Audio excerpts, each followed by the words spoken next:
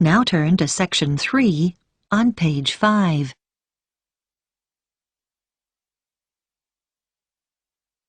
Section 3. You will hear a discussion between a student called Helen and her tutor about an assignment that Helen is working on.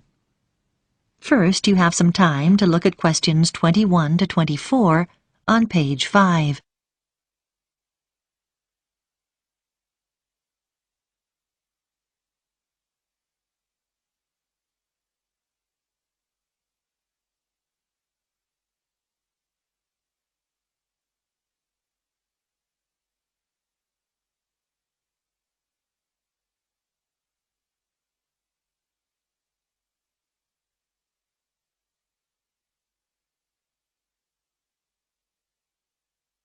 Now listen carefully and answer questions 21 to 24.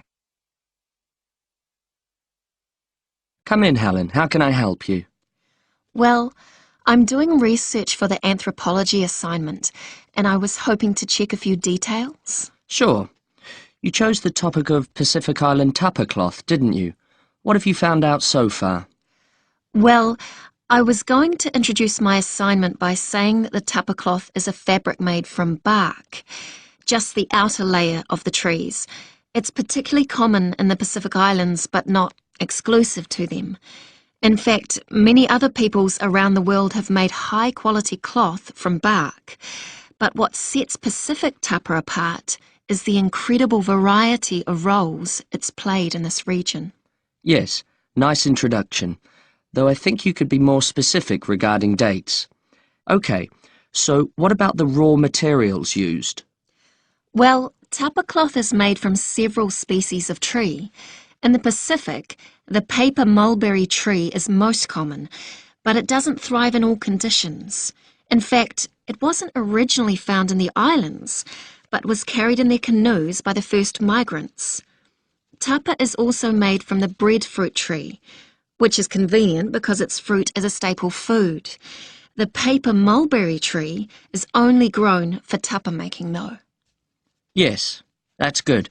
Now, what about the Maori people here in New Zealand? But the Māori don't make tapa now. That's right, and you need to account for it. We know that when Maori migrated here from the other Pacific Islands, they were prepared to make tapa because they brought the paper mulberry tree with them. The thing was, after they'd been in New Zealand a bit, they found the flax plant, which is superior to tapa because it makes a stronger fabric. By the time Europeans arrived in the 18th century, Maori were making all their fabric from flax and had been for some time. Okay. So, with the production process itself, first the inner bark is beaten with wooden hammers to soften the fibres. Then the different pieces are glued together using an adhesive paste made from the arrowroot tuber. This is the only way to fabricate large pieces of cloth because bark strands are too fine to be woven together and stitching isn't strong enough. Before you hear the rest of the discussion, you have some time to look at questions 25 to 30 on page 6.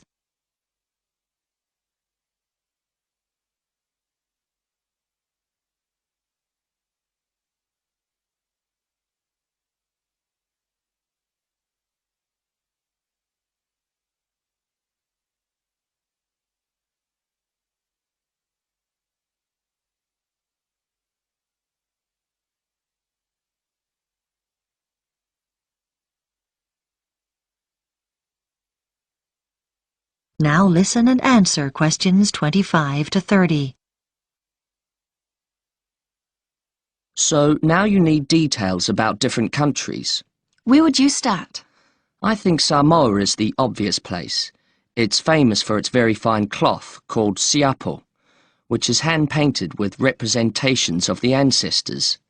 Still today, at the most profound events in life such as births, funerals, weddings, and the investiture of chiefs, Samoans wear siapo robes to add significance and meaning to the ceremony. Okay, then I could talk about Tonga. It seems to me that the great innovation in Tonga has been developing a simple, coarse cloth, which is quick and easy to make. This is suitable for all sorts of everyday functions around the house, like bed covers, mosquito nets and curtains. Good point. Now, what about Cook Islands tapa? Well, the soil there is poor quality, so the breadfruit tree is often used. One type of thick cloth called tikoru was wrapped around the poles and used to mark the entrances to places of worship, so it was highly regarded in local culture. You might mention Fiji as well, which is interesting because tapa was actually used as a currency there. Fijians used to sail between the islands and exchange tapa for other commodities like canoes or pigs. I know that in Tahiti the tapa cloth is different because the patterns are in colour, which is considered more valuable than the usual brown patterns. You're right about the Tahitians using coloured pigments, but they aren't more valuable. The colours are only a decoration. People enjoy wearing bright robes, especially for dancing and competitive games, and do it just for fun. Oh, I'll make a note of that. Well, the last place I was going to mention was Tikopia. Even today it's commonplace to see people wearing clothes made of tapa cloth. In many of the other islands, the tapa only comes out on special occasions, but here you see people working in the gardens wearing tapa. Sounds promising, Helen. I'll look forward to reading your assignment. That is the end of Section 3. You now have half a minute to check your answers.